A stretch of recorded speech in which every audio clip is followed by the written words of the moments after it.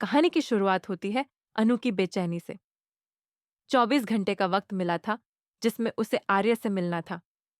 अब 20 घंटे बीत चुके हैं और वह सोच रही है कि क्या सच में वह आर्य से मिल पाएगी या नहीं। उसका दिल जोर जोर से धड़क रहा है। दिमाग में बार बार यही सवाल आ रहा है, क्या वाकई हम मिलेंगे? क्या यह किस्मत का खेल है या सिर्फ मेरी उम्मीदें हैं? अनु मंदिर में जाती है। वहां का वातावरण बहुत ही शांत और सुकून देने वाला है। घंटियों की आवाज, अगरबत्ती की खुशबू और भक्तों की भीड़। अनु धीरे धीरे मां के दरबार में पहुंचती है और आंखें बंद करके मन ही मन प्रार्थना करती है।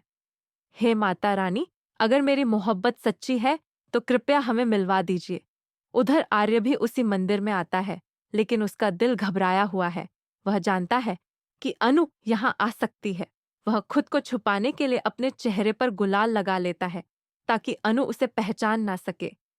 लेकिन प्यार में आंखें ही काफी होती हैं। अनु जैसे ही पास आती है, उसे कुछ अजीब सा महसूस होता है। वह आर्य के पास जाती है और उसे प्रसाद देती है, लेकिन आर्य बिना कुछ कहे पीछे हट जाता है।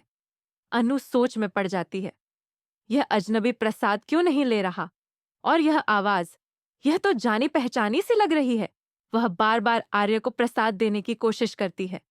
आखिरकार वह हिम्मत करके उसके चेहरे से हल्का सा गुलाल हटाती है और तभी चौंक जाती है। उसके सामने कोई अजनबी नहीं बल्कि उसका आर्य खड़ा है। अन्नू की आंखों में खुशी के आंसू आ जाते हैं। उसका चेहरा खिल उठता है।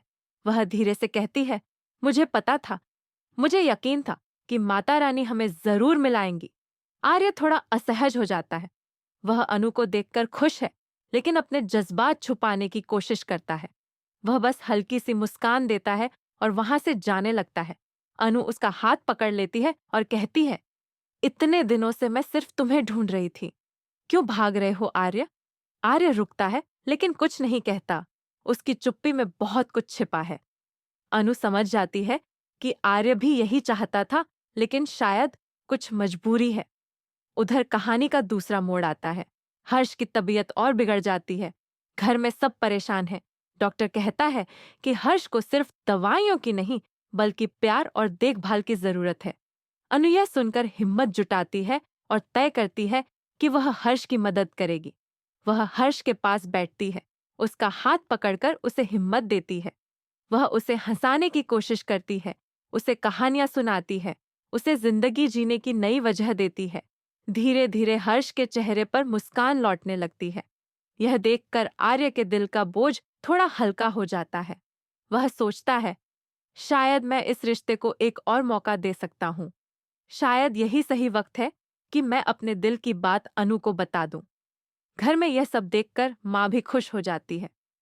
वह आर्य से कहती है, बेटा, अगर अनु तुम्हें और हमारे परिवार को इतना खुश कर सकती है, तो क्यों ना तुम उससे शादी कर लो और उसे इस घर में ले आओ। हो सकता है उसके आने से यह घर फिर से खुशियों से भर जाए। आर्य यह सुनकर सोच में पड़ जाता है। एक तरफ उसकी जिम्मेदारियां हैं और दूसरी तरफ उसका दिल। वह अनु को देखता है जो